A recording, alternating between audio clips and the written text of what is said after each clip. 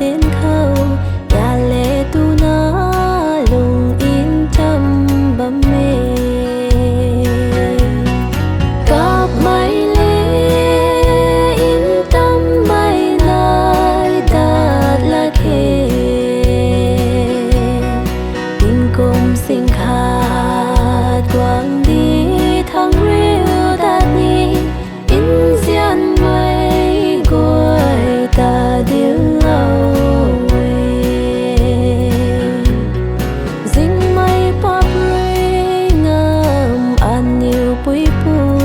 ta hay mây su mây cao quay na tí lâu thế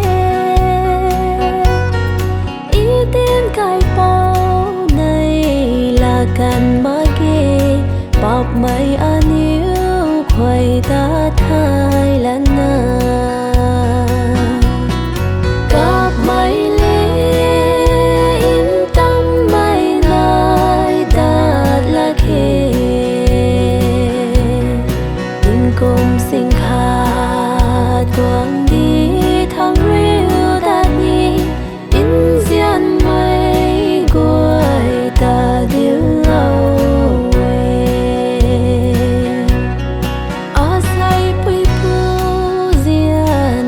quay tâm si ni a riu dat ni cả thân mây dài on khâu in tâm lâu căn mây diên mây quay ta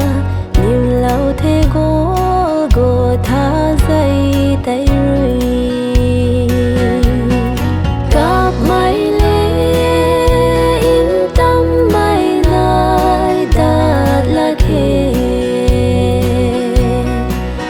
cùng sinh khát quang đi thăng riêu đạt nhi in xiên mây cuối ta điêu lâu